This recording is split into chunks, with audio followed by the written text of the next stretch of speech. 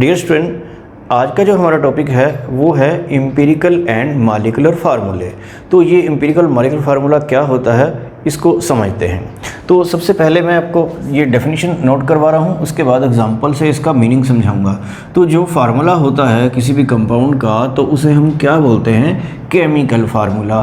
तो chemical formula is that which gives symbolic representation of one molecule of a substance. किसी substance के one molecule में कौन कौन से एलिमेंट्स होते हैं तो उसको हम बोलते हैं एम्पिरिकल फार्मूला। इससे ये पता चलता है। तो ये कैसे पता चलता है वो आगे देखते हैं कि ये जो केमिकल फार्मूले होते हैं वो होते हैं टू टाइप्स के। तो टू टाइप्स में कौन कौन सा है? एक तो होता है एम्पिरिकल फार्मूला, एक होता है मॉलिक्यूलर फार्मूला। तो एम्पिरिकल फार्मूला क्या है? Which gives simple whole number ratio of various atoms in one molecule of the compound. एक कंपाउंड के एक मॉलिक्यूल में कौन कौन से एटम हैं उनकी जो सिंपल रेशियो है वो आपको पता चलेगी एम्पिरिकल फार्मूला से। और आगे है जो molecular formula, which gives the formula which gives actual number of atoms of various elements in one molecule of the compound.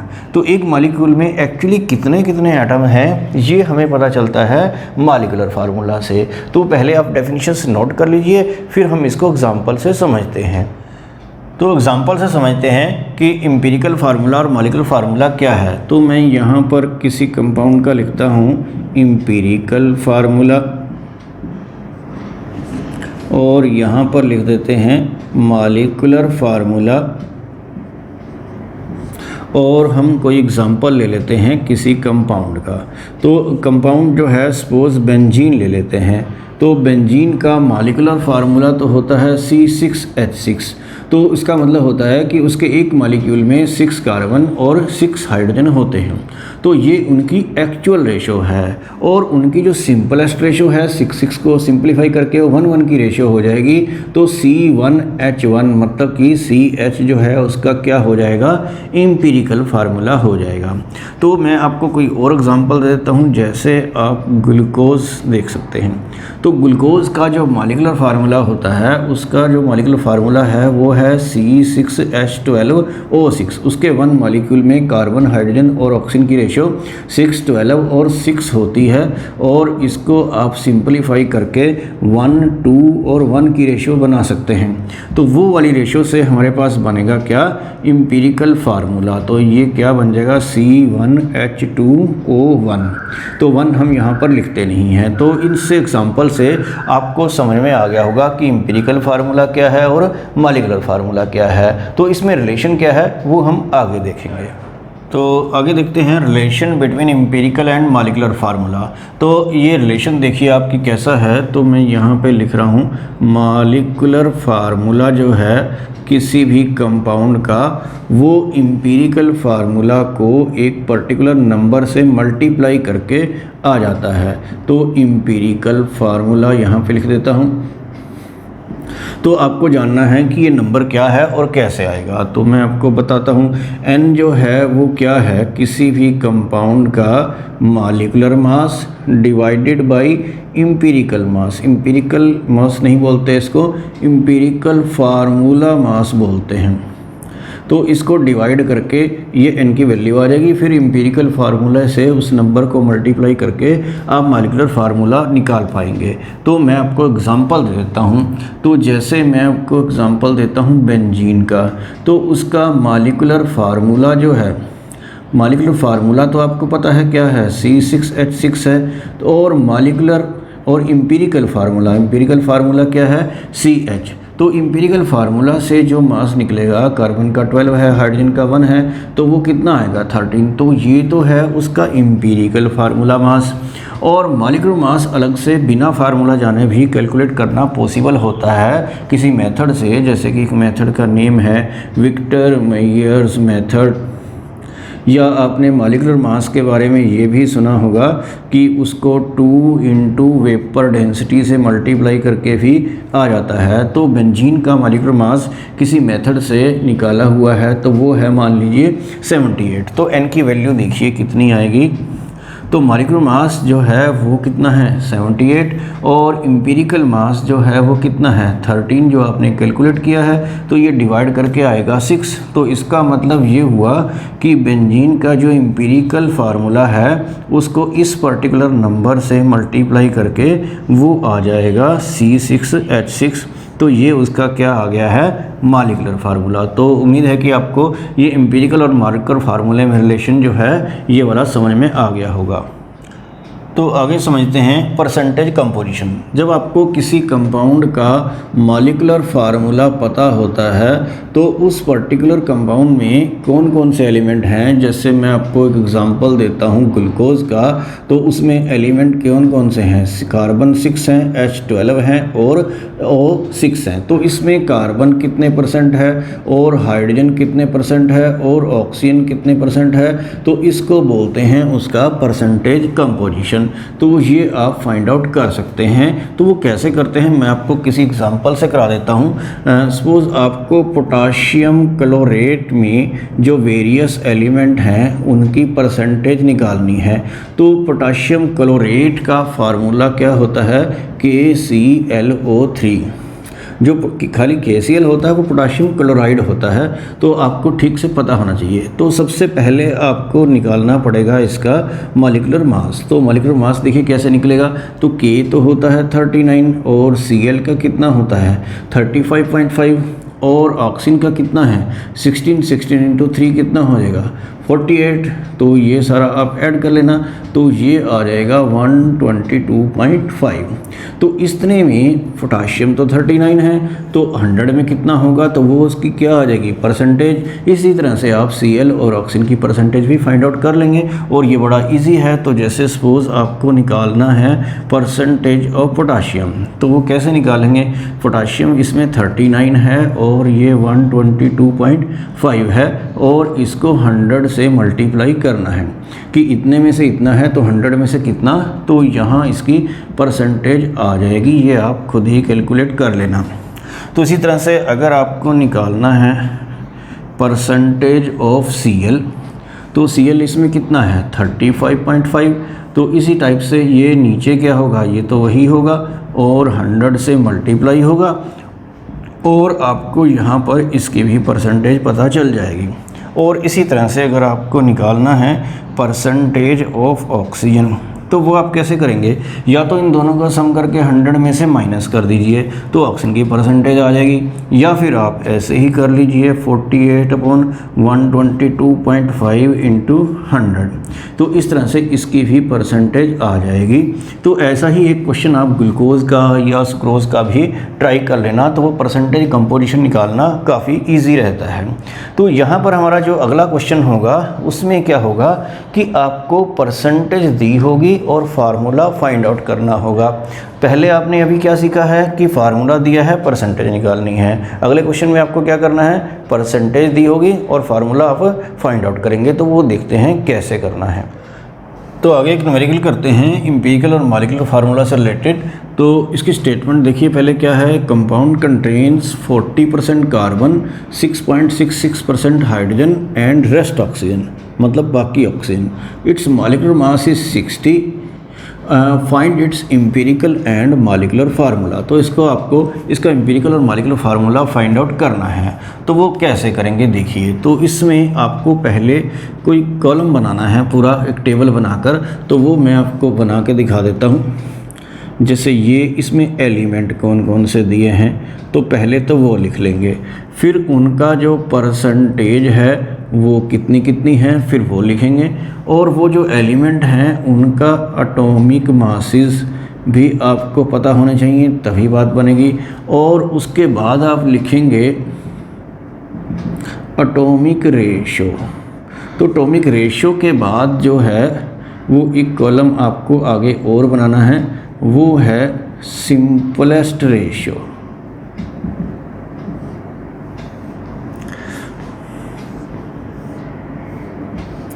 तो इस तरह का एक टेबल बनाकर आप ये करेंगे। तो जैसे पहला एलिमेंट कौन सा है, कार्बन है, और दूसरा क्या है, हाइड्रोजन है, और तीसरा क्या है, ऑक्सीजन है। तो कार्बन की परसेंटेज यहाँ पर कितनी दे रखी है 40 दे रखी है, और हाइड्रोजन की परसेंटेज कितनी दे रखी है 6.66, और रेस्ट ऑक्सीजन का मतलब क्या है कि बाकी ऑक्सीजन है, तो आप इन दोनों को ऐड करके 100 में से फिर माइनस कर दीजिए तो ऑक्सीजन की परसेंटेज दी होगी। तो इस तरह के क्वेश्चन में जब भी ऑक्सीजन की परसेंटेज ना दी हो तो आप इस तरीके से कैलकुलेट कर लेना है। तो आप समझ गए होंगे, इन दोनों को ऐड करके 100 में से वो माइनस कर देना है, तो वो करके आपके पास आ जाएगा 53.34। तो एटॉमिक मास आपको याद है कार्बन का 12 है और हाइड्रोजन का आपको 2 नहीं लिखना है 1 लिखना है, क्योंकि सिंगल हाइड्रोजन इसमें यूज़ होगी, और ऑक्सीजन का कितना होगा 16। तो आगे एटॉमिक रेशियो में क्या करना है कि इसको एटॉमिक मास से डिवाइड करना है। तो 40 को आप 12 से डिवाइड कर देना, और 6.66 को 1 से डिवाइड कर देना है, और 53.34 को उसके एटॉमिक मास से डिवाइड करके तो उनकी रेशियो कैलकुलेट हो जाएगी। तो इसका जो रेशियो आएगी वो 3.33 आ जाएगी, और इसका जो है 6.66 आ जाएगा, और इसका भी कितना आ जाएगा 3.33। तो ये जो रेशियो है ये कोई सिंपल रेशियो नहीं है, तो इसको एक सिंपलेस्ट रेशियो बनानी है हमें। तो इनमें से जो भी सबसे स्मॉलर नंबर होता है उसी से सबको डिवाइड कर देते हैं। तो 3.33 स्मॉलर नंबर है, तो इसको भी 3.33 से डिवाइड करेंगे तो ये कितना आ जाएगा 1, और इसको भी 3.33 से डिवाइड करेंगे तो ये आ जाएगा 2, और ये उसी तरह से आ जाएगा 1। तो जो एम्पिरिकल फार्मूला आता है वो सिंपलेस्ट रेशियो पर बेस्ड होता है। तो मतलब कि एम्पिरिकल फार्मूला अब आपके पास क्या आ गया है, एम्पिरिकल फार्मूला आ गया C1H2O1। C जो है वो 1 है, और H जो है वो 2 है, और O जो है वो 1 है। इस सिंपलेस्ट रेशो से किसी किसी क्वेश्चन में हमें एक कॉलम और भी बनाना पड़ता है, वो आगे देखेंगे। तो अभी तो ये आ गया है एम्पिरिकल फार्मूला। तो उसके बाद आपको क्या करना है, एम्पिरिकल फार्मूला मास कैलकुलेट करना है। तो ये कार्बन है 12 और H1 है, तो ये 2H है तो 2 हो गया, और ये कितना है 16 है। तो ये 14 + 16 ये आप ऐड कर लेना, तो ये कितना आ गया आपके पास 30 आ जाता है इस तरीके से।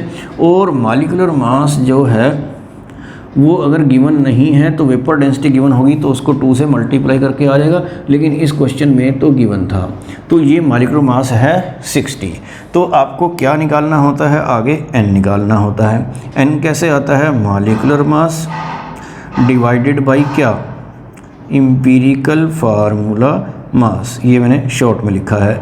तो ये है 60 और ये है 30, तो ये आ गया 2। तो ये कोई भी नंबर आएगा तो फिर आपको एम्पिरिकल फार्मूला तो आप पहले ही फाइंड आउट कर चुके हैं। तो मॉलिक्यूलर फार्मूला फाइंड आउट करने के लिए मैंने आपको क्या बताया था कि उस नंबर से आपको क्या करना है, मल्टीप्लाई करना है। इस नंबर को इससे मल्टीप्लाई करना है CH2O से। तो आपका आंसर क्या आएगा, C2H4O2। तो ये है मॉलिक्यूलर फार्मूला। तो इस तरह से परसेंटेज से आप एटॉमिक रेशियो और सिंपलेस्ट रेशियो से एम्पिरिकल और मॉलिक्यूलर फार्मूला इस टाइप से फाइंड आउट कर सकते हैं। तो सेकंड क्वेश्चन देखते हैं। ये है an organic compound gave the following percentage composition. इसमें कार्बन है 40.687, हाइड्रोजन है 5.085 और ऑक्सीजन है 54.228। तो ये एलिमेंट है और उनका परसेंटेज दे रखी है आपको। आगे है the vapour density of the compound is 59। तो इसमें वेपर डेंसिटी गिवन है तो कोई बात नहीं है, उससे हो जाएगा। Find the molecular formula of the compound. तो कैसे करना है ये आपको पहले की तरह वही टेबल बना लेना है। तो एलिमेंट कौन कौन से हैं, वही हैं कार्बन, हाइड्रोजन और ऑक्सीजन। तो देखिए कार्बन की परसेंटेज जो है वो कितनी दे रखी है आपको, 40.687 और हाइड्रोजन की परसेंटेज कितनी है 5.085 और ऑक्सीजन की 54.228। तो ये वैल्यूज़ थोड़ा सिंपल नहीं है तो कोई बात नहीं, आप कैलकुलेट कर पाएंगे। तो एटॉमिक मास जो है कार्बन का आपको याद है 12, हाइड्रोजन का 1, ऑक्सीजन का 16 पहले की तरह। और एटॉमिक रेशियो में आपको ये थोड़ा सा प्रॉब्लम रहेगी, 40.687 है, इसको क्या करना है 12 से डिवाइड करना है। तो ये 12 से जब आप डिवाइड करेंगे तो ये 3.390 ये इस टाइप से आ जाएगा। तो इसी तरह से जब आप हाइड्रोजन का करेंगे तो ये 5.085 है, इसको तो 1 से ही डिवाइड करना है, तो ये इसका मतलब 5.085 ही आएगा। और ये जो ऑक्सीजन का है ये है क्या 54.228 डिवाइडेड बाई 16, तो इसको जब आप डिवाइड करेंगे तो 3.389 आ जाएगा।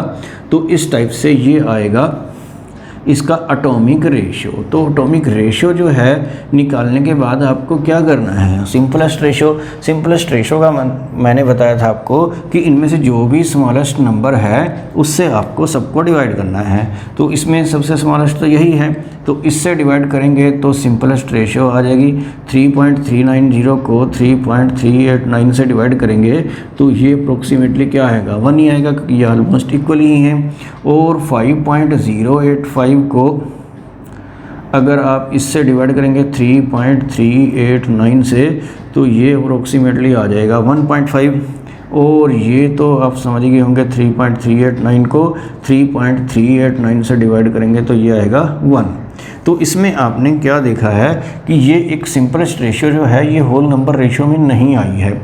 तो हमें इस तरह के क्वेश्चन में एक और कॉलम बनाना पड़ता है, तो उसमें क्या करना पड़ता है, सिंपलेस्ट होल नंबर रेशियो। तो वो कैसे बनेगी कि ये राउंड फिगर में आ जाए तो आप इसको 2 से मल्टीप्लाई कर दीजिए। अगर 1.5 आता है तो 2 से मल्टीप्लाई कर दीजिए। अगर 1.33 होता है तो उस केस में आपको 3 से मल्टीप्लाई कर देना चाहिए।